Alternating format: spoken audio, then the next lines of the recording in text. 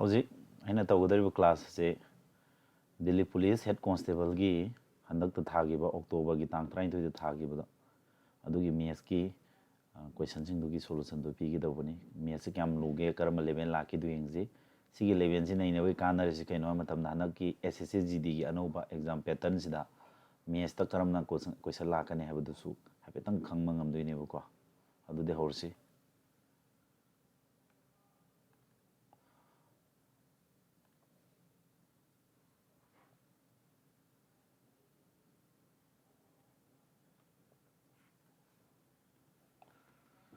Yung ko ado sige hamba question di horsi question number 1 si question number 1 da sida sec square 54 minus cot square 36 hairibu ko ado akoina formula ama ka sina duriba sec square theta minus cot square theta je 1 type ko yanda ko je adu ka ma sida mana lairiba sec square 54 dagi cot square 36 haije si sec 54 sina theta ni khalo adu ta disi sorry si formula ji 10 na oiga dawni ko sec square theta minus 10 square theta haiga daw si 1 ne adu si code si 10 on mom changi adu 10 oladi 10 square si code na magi 10 complementary pair ni code 10 ji code ke adu ta di si angle 36 su magi complementary pair habadi maga kaya ga tisnarga 90 ta ga dage adu thangda 90 ta basi kana ga tisna tai 54 ga tisna tai adu si 10 54 la ga ne habadi example ama pi ge khan line aba sin 33 30 degree se akoina ne sin hai base my complementary pair ji cos ne sin my complementary pair cos on gi tar si angle ji ju my complementary pair on ga da 30 ga na tisna ga 90 ta 60 ga sma la khane adagi sin 10 da olo je ko 10 20 hai 10 ga code ka complementary ne ko 10 my code have a complementary pair on taraga disi angle 20 degree to 30 my complementary ta na odi kana 70 degree adu la kane sigi concept se sidi trigonometry gi theory khara khamom ni changi ko adu trigonometry du noi fazana theory du khangna bo hono ai gi like sida su theory fazana ha pe aduga yam sonda solaga na coaching class ko su yong na bo to bi yai ko adu di c square minus 54 minus 10 square 54 tare adu di c mong le re ko theta do di any change to bi yai ba ko c square theta mo to 54 tham yare the 10 square theta mo to 54 la adu si 1 tar oidro adu si mathak bi du si 1 tar ne si 1 tar ne hebni ko makha si jom formula ma leibu ko makha sina cosec square theta minus cot square theta je me 1 ne adu si the pyramid cosec square 57 natra si ki 10 je ko cot on thok pe ba 10 jina cot on tar ga di magi angle 30 degree si ju mai complete de pia habdi 30 degree kana ga tisnarga 90 dai 57 ga smai la ne ata di CDC formula mong le adu di si 1 ta de ne makha ji 1 ta ne adu di mathak chu makha 1 ta re adu plus sida sigi am hol si jaga jam hol si akona sida 2 twice sin square 50 le re sida sec anam le trabana si thambiro ko adu na sigi sin jo no le je sin jina ne akona ne sin ji mai complementary pair ka no cos ne ko square ta adu cos on gi tar ga di si angle 50 ai si ju mai complementary pair हाइबदी माग कना गति 90 दाय 32 ga समय लाने सिदना कना ले रे c square 32 ले मरे अदु cos square ga sec square ga से मामाने जु के दो है reciprocal pair ने हाइबदी cos theta हाइब से कोइन ने 1 by sec theta हाइर सु यारे नत्रे हारगना sec theta हाइर से 1 by cos theta हाइर सु यारे अदु नमर मोरगा अकोना cos theta ga sec theta ga ani puri na base 1 ta ne ba me madam ni amaga matham kha ona ni 2 ga mai matham ga ona 1 by 2 puri na base kya ta ne 1 da dro ko mar ga adu minus ka na gi ne ha bi sec ki mo to 1 by cos theta la khrani chita cos 2 le jare adu ko na dro adu 1 da hodro adu ni da ya dai ko aw tar ga di sigi ji kya ta ne ko na di 1 da ne ji 2 le hore si 1 da hore ko adu di 2 therefore sigi na 1 by 1 sina plus 2 le sina minus haraga sin 45 degree di 1 by root 2 ne 1 by root 2 gi si square le yori ko square si tapadi kya tare square tapadi 1 by 2 tare adu si 1 by 2 dlo adu di 1 ga 2 ga di 3 tare 3 minus 1 by 2 di kya tare 3 di half khai do di 2 half tare 2 half hai di 5/2 ga manare sumaina thu no hona ga dawni ko aina tai de kyan kitang sang da bu yorom be yai madu theory makong seng da ga di yaroi ko formula akui yam luba trigonometric question na te si isam sam formula da base to bune duna si formula do yare mi khangna bu hono khangda bu sin ko si mang lo ya bu question ni yam luba na te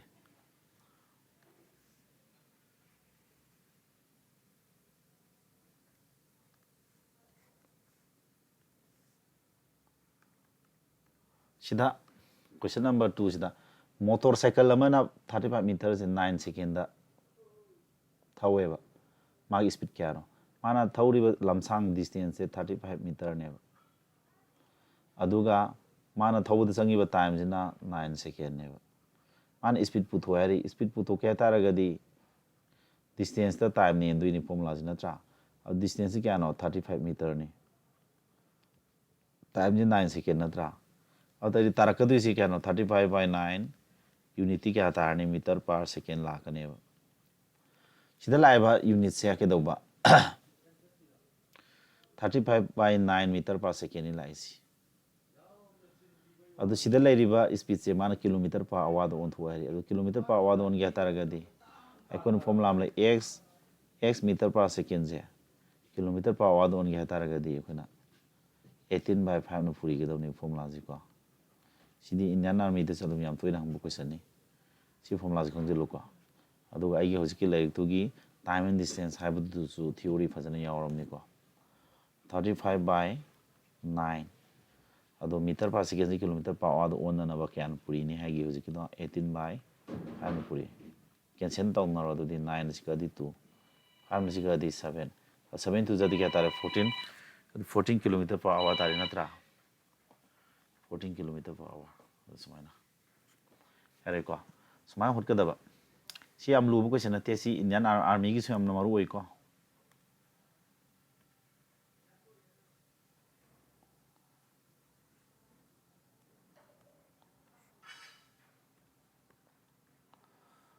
sida yango question number 3 ji Raju na thaba ama tawbada 15 hour da tawi bini na tawbada na pung kunda tawi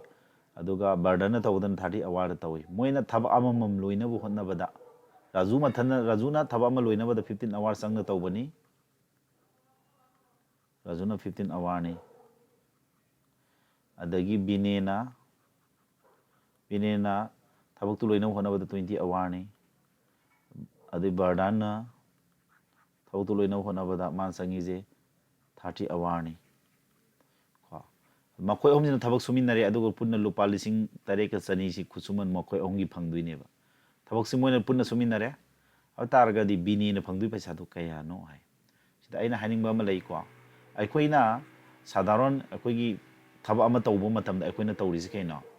thabak tu suminaro radi aina khara pangan soli aina yam sugi draga su suminare bi mana baduna khara hena kanna sujaraga su punna suminai haibagi damak ta chap mana yene ba khudi nuksina bai tamni haigadra मेबगी सत्नरोदा अदुब सी अंकगी ताम जे दे कोइना तौदु जे हेना सुबना हेना फंगने हाबगी मोंग लाकने बको efficiency हाइतारे को थबक कन्न सुब ngam चांग जे नोमदा माना सि पुंग the सुई हाबने पुंग the सुब ngam बगी चांग हाइना लाकने efficiency दो अदुगी मतुंग इना पैसा दु येना ने अदुगा इफिशिएंसी दु दा मकोना सुबदा पुंग क्या सुगी सि पुंग द पिरमे नुमित पिरमग नुमि क्या सुगी हाबदा लाकदु नि को अद मोइना पुंग द क्या सुगी गे हाबदो अदुना पुरी गदौने हाबदी मोगी theory adum aigi time and work in the theory phajana adum yaugrom ni ko sigi se time and work tho adu yongko makona paisa yena du je makoigi efficiency du da makona thabuk subagi number of days to natre hagan award suragan award number of award adunu puri ga daune ba ko sigi da depend tawgane ba tawbada bu moina thabuk si punna suminare they work together habena moije hobudi loiba suminare me pung masing di samana ni ko hoi madu dai du da amana hena pangan kanna thawak tawbo khotpa adubudi khenare adudi moina paisa yena baji makoi ongi efficiency gi matung ni yena ne ba sumai le efficiency puto pose inverse ratio ni sumai lakane ba ko sumai taw ne ba ko adu sumai na inverse ratio je makha da fraction lakpa ji kamai taw tare inverse ratio di matham kha dugi ratio re hamni ko adudi khudi mak to makoi ge LCM akoi omje 15 ga 20 ga 30 LCM 16 ni ko adunu puri yo nakal khuni mak nakan namada puri atai da puri da dia de ko sida su puri ro adu kya tare 15 4 23 32 da sumaina adu moine paisa yena du sigi ratio da la ne ko or another method amada su puthok pe efficiency ji raju gi na mana thabuk su bada kya ba 15 hour aduga bine gi na 20 hour adagi burden gi na 30 hour akoi hum ji sumana punna suminan bi ai ko 60 tarani moi churi thok 60 unit ni ngasai elsam do aduni loro adu tadi ras no mada kya kya pung do kya surung ngani 15 hour da mana 60 unit haiba thabak si loidui adu tadi 15 na si eladi 4 mana pung do 4 unit sui bine gi 20 na sidam yelo 3 suni adi burden gi 30 na si yelo 60 da adu kya ta 2 sumana ratio sumai la asu yai ko aina sida sumana holo su yai ba ani sida karamana phai apamba da dum tawro kasu kai de ko are ko adudi therefore hoji moina puthwa ji bine gi hamna tra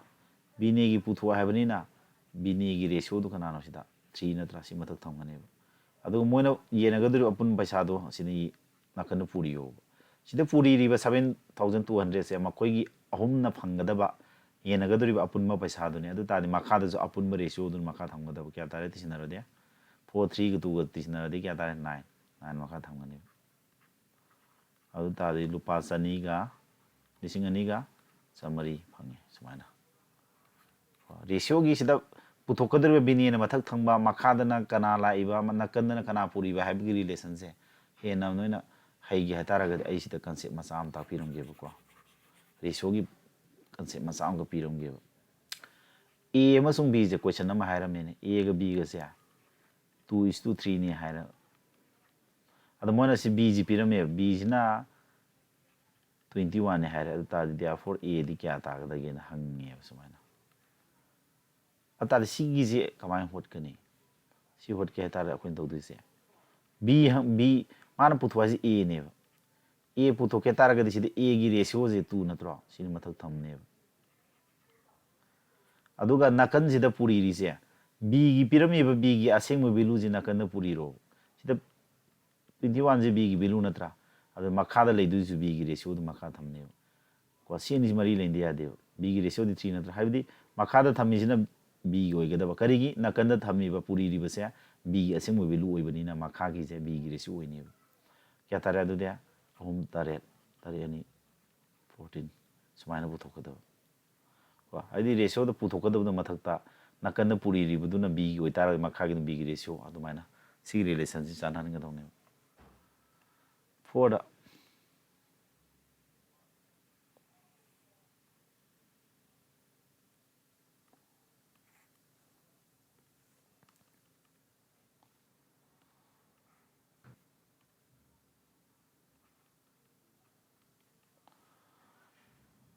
lady amagi printed price mark price mana yona na mrp price to ne ko 640 p hari aduga retailer mana lupa kya pi re ba ps abi pi ba lai du ne ko 4896.60 da adudi si ahan magi 640 je wholesaler amana yon ma man ne hadi mana posai du yon na bagi thaba ma man do ne price to ne ba adurgi mana discount ji kya pi hari successive discount have discount 10% amaga pire aduga amang atopa discount x% amang ani thuk pire adukanda yo lai ineba adu yo lai ma mandu rani si retailer na lai risi ko nana khangada ba ma dukandar na akoida yo lakpa ma mando akoida yo lakpa ma mando akoina de madu lai duri ni na akoi recipe ko du ne adugi mingo du khangu ko ngasai 640 p ba port ado ngasai discount ani pi ani thuk pi matung da 489.60 the yon do ne wholesaler duna wholesaler na yo lai je retailer na di lai du ni retailer gi CP ko ni adu CP remis SP ni ko sina MP adu ta di hoji mana pu thu ai je ke no x of to habana adu si formula sina duri ba formula di thoki MP equal to SP into 100 minus discount 1 by 100 into 100 minus sai discount to the x na tra x by 100 sumai la ka ne sidi ang ko hoche 1 mp di kya pirami ba 640 pirame spd 489.60 formula is soire ko NPDC formula soire sumai orgadaba ko SP puthokpa haise mayam MP into 100 minus discount 1 by 100 minus discount 2 to the x ni ko moido sumai lakadon ado C palo hot kadon ni ado SPD 489.60 MPD 640 from the 100 minus discount 1 the 10 atra 90 by 100 lani sina 100 minus x by 100 le ado sida kakthana ba yabdu kakthana se ko 0 ni jiga si kaknare si 100 se somda la equal to 1 ma lal sala de cross akrani kya tare adu di ngasi 489.60 100 na puri ra disi point ni matung di ani res mangrani ko somda na 64 into 9 lere somda na 100 minus x ngak tang thamgo adu kakthana ra si 9 ko kya tare 9 5 is 45 9 4 is 36 si tare adu di mathang di kya tare si n ka di 8 thonge si n ka di nipan tro ni pum pumari pum pumari n ka di 8 is 64 85 tare somda 85 tare somda na 100 minus x tare and therefore x puto kya tare ga di 100 minus 85 la ni adu di kya tare value se 15% tare answer je 15% tare 3 tare smai hot kadaba mai gedro siba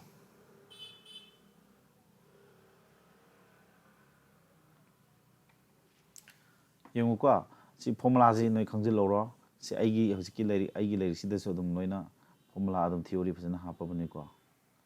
si yare ko sa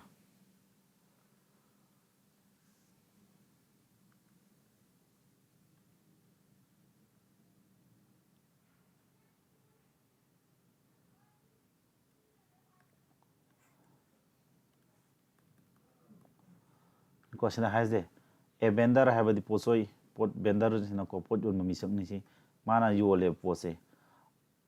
as the selling price of 10 mango is equal to the cost price of 12 mangoes the profit percent puto si type of kusum type question je profit loss ki ko ai la to theory phasana ai high gram si type se nai na gi phasana ko man haning is ke ba SP of 10 mangoes am natra SP of 10 mangoes si ka kanaga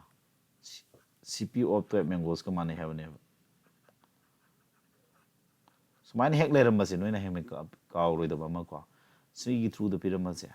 SP ga CP ga ge ani gi ratio puthok ya ne ba to bodabu SP du na CP ga le minari ba 12 se la ka ne ba adu ga CP na SP ga le minari ba 10 se ani onthok na ni ko onthok na ba ne adu haibadi sumaina ko twice x equal to thrice y hana leibse sida akon x ka y ga ratio putu wa hebse ani on thong x na 3 oi ni ko y na si 2 ji ora ka ne ba so ma on nei hebani na haningi si kyan dai ko sa jam thu na salam to bi yare adu di sida haningi si kena mana tara ratio du tara oi matam na yoli na ya 12 oi adu ta di kya tongya tara da lei pu tu 12 yol ani tong dura therefore profit percent di kya na profit percent di profit tu ka na CP na aduga hane na puri ga daba adu di profit kya tare tu CP di kya tare 10 hane na puri no adu 20% tare smaina small ka tawni ko logic se siman live ni khongjilo adum C type se dum hangan mani SSD da sum hang mani kyam toina ko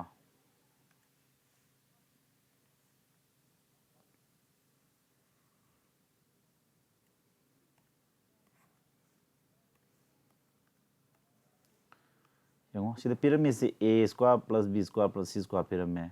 a b b c plus c is for 147 by 2 later a plus b plus c puthui to both a plus b plus c ja 0 the pe 0 the pick number have the negative minus 4 ani ko 0 the pick number the minus 1 guma 0 the pick throw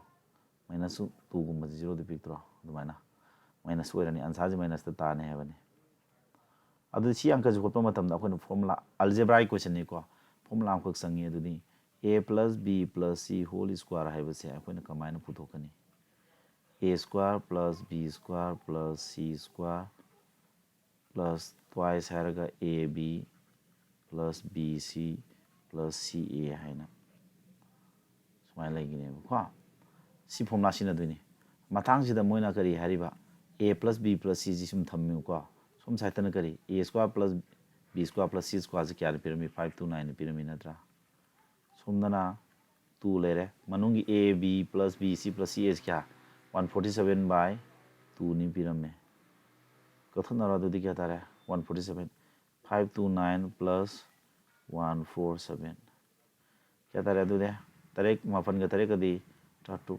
ani mari manga taru 7 676 tare somna a plus b plus c whole square lai ni natra c square se man ga de koi root lotho adu som yelom thangba side to square root tau de ba wa adu cd square root ka na di a plus b plus c lai adu c square root tawdi value plus ta base minus ta base adu 6 7 60 26 square ni na 26 tarani ko the answer is the plus 26 di lower roi ko minus 26 win low ni maram ni moina negative ta halo hari 0 di pick u hari si ko natra si lower ni si lale adu answer is minus 26 ai ko ne khangi madudi 4 square root tawba plus 2 ta ni or minus 2 ta ni answer jani thokani maram kai no matam da minus 2 gi square to kan da su 4 type plus 2 gi square to kan da su 4 type ko aduna ni yani ngi ko myam sa si yam lu wang kan te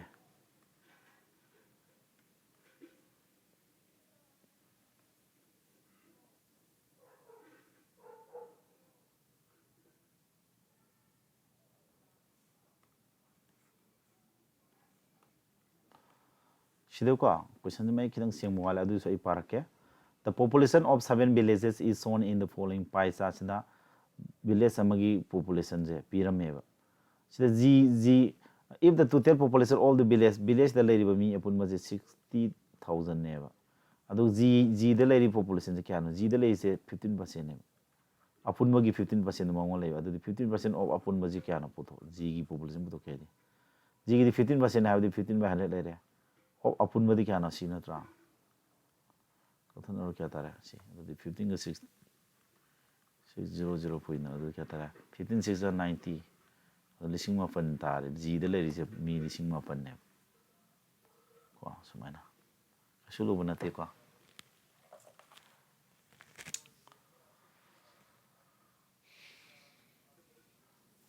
madagi mathang da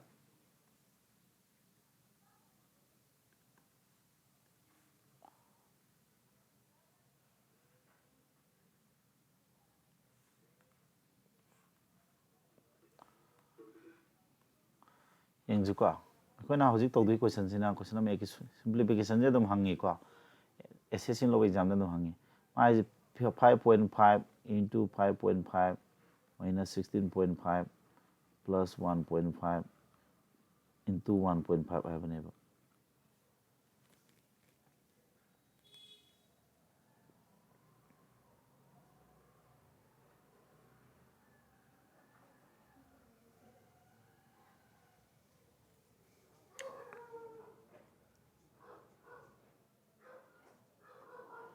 yung ko keno menge twice ab a sino b sare khalo ta de songan ani manga tar ani mani ohum manga tar ngo pon pa so smai tar si formula pa lo kholo se ko angka je ko khod ani thong le re ko ahama method number 1 je ai hot ke ba akoi gi simplification da akoi formula pan be identity pan bai tare ko akoi formula am lai a square minus twice ab plus b square hand layer made koi kamai thame se a minus b whole square hand thamnya dro adu pandoni matang sida a duna ne 5.5 ning khalo b duna 1.5 ning khalo adu ta disi le a square natro sina plus b square layer natra mai layer sina twice ab ne ko twice ab di kya tar ne 2 layer a di kana no 5.5 b di kana no 1.5 kya tar 2 ga 3 3 ga 5.5 ko di kya tare homanga tarang 16.5 tare ꯑꯗꯨ ꯁꯤꯗꯩꯁꯤꯅ ꯃꯌꯥꯏ ꯂꯩꯁꯤꯅ twice A B ꯑꯣꯏ ꯂꯩꯔꯝꯃꯦ ꯑꯗꯨꯗ ꯀꯌꯥ ꯇꯥꯔꯅꯤ ꯑꯗꯨꯗꯤ ꯑꯦ minus B hall square ꯂꯥꯛꯅꯤ ꯍꯥꯏꯕ ꯅꯠꯇ꯭ꯔꯣ ꯑꯗꯨꯗꯤ ꯑꯦꯗꯤ ꯀꯌꯥ ꯇꯥꯔꯦ 5.5 ꯕꯤꯗꯤ ꯀꯌꯥꯅꯣ 1.5 ꯑꯅꯤꯁꯤ ꯈꯥꯏꯗꯣꯛꯅꯔꯗꯤ ꯃꯅꯨꯡꯒꯤꯁꯤ 4 ꯇꯥꯔꯦ 4 ꯁ꯭ꯀ꯭ꯋꯥꯔꯗꯤ ꯀꯌꯥꯅꯣ 16 ꯇꯥꯔꯦ ꯌꯥꯔꯦꯀꯣ ꯁꯦ ꯁꯨꯃꯥꯏꯅ ꯁꯤꯅ ꯃꯦꯊꯠ ꯅꯝꯕꯔ 1ꯅꯤ ꯃꯌꯥꯝ ꯃꯁꯤ ꯉꯥꯛꯇꯪ ꯃꯨꯊꯠꯂꯒ ꯃꯦꯊꯠ ꯅꯝꯕꯔ 2ꯗ ꯑꯃꯨꯛ ꯇꯥꯛꯈꯤꯀꯣ ꯐꯣꯔꯃꯨꯂꯥꯗꯣ ꯈꯪꯖꯤꯜꯂꯨ ꯅꯣꯏ ꯑꯗꯨꯝ ꯚꯤꯗꯤꯑꯣꯁꯤ ꯄꯨꯁ ꯊꯝꯃꯒ ꯑꯗꯨꯝ ꯁꯤꯟꯒꯦꯁꯨ ꯑꯗꯨꯝ ꯁꯤꯟꯖꯤꯟ ꯌꯥꯕꯅꯤꯀꯣ ꯑꯗꯨꯝ ꯚꯤꯗꯤꯑꯣꯅꯤꯅ ꯁꯦꯞ ꯇꯧꯔ ꯁꯨꯝ ꯌꯦꯡ ꯌꯥꯏꯕ sida 5.5 ki square hai 5.5 ki anirak puinaba hai keno 5.5 si square to hai 55 square hana khangje ba 55 square hana khang 55 square hai keno 5 no leba masing square to je 25 no lora kane ba si sida le 5 natra alta mangonde am hinga pa number kana no 6 adu puina taruma kana kontra 3 adu 45 square to ge hai ke to tare si 5 ki 25 mere 4 ki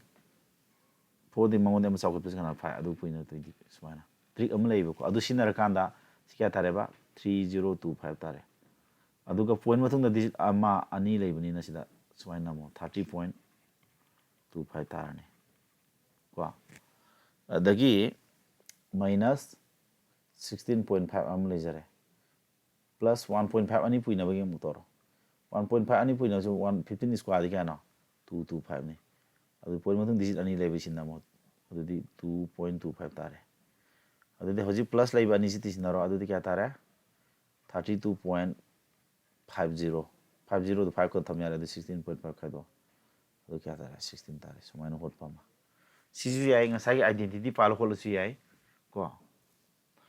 identity palo hot paduna di khara lai ri ni hedi masing si 5.5 si chaw pm bagi akoi puri na bai wane chawra mandi nungai roi doi ni ko sumai tawdana ai question khara ja dum hot pani ado awot position yenga gyan tabre ngo aduga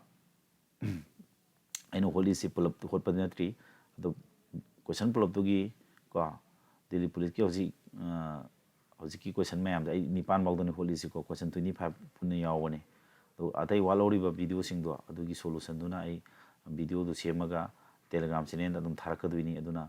ai telegram channel ama ai lyrics da yawri ba QR code ama ai telegram channel gi QR code ama pigini bu ko adu scan tawraga telegram channel do adum join loi tawsilo aduga telegram channel do da aduna apama video hojiki walori video sing aduna sing basing do loina phangane ba da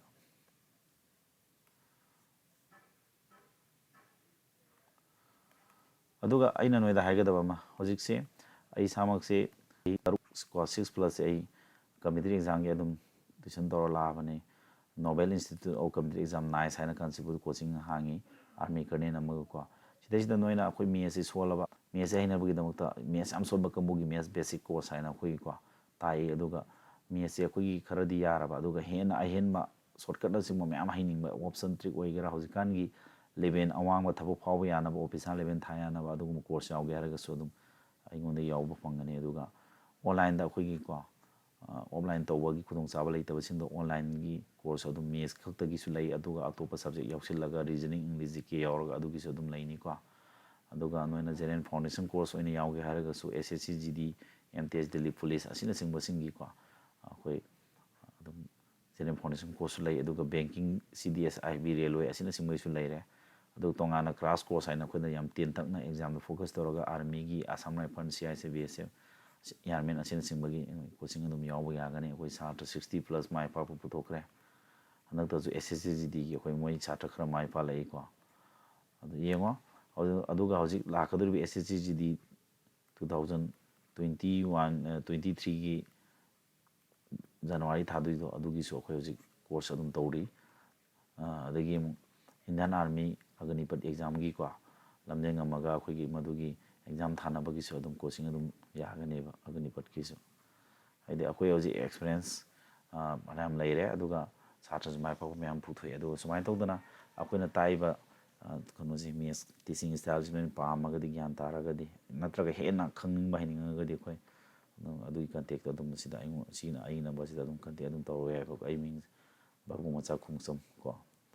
amai tawraga tawse ado walori ba aina noina haininga ba hojiki aina question khara solution piri adu le mauri ba solution jing du so khoi Telegram ꯆꯦꯅꯦꯜꯗ ꯑꯗꯨꯝ ꯂꯣꯏꯅ upload ꯇꯧꯗꯣꯏꯅꯤ Telegram ꯆꯦꯅꯦꯜꯗꯣ ꯅꯣꯏ join ꯇꯧꯅꯕ ꯑꯗꯨꯃ ꯇꯧ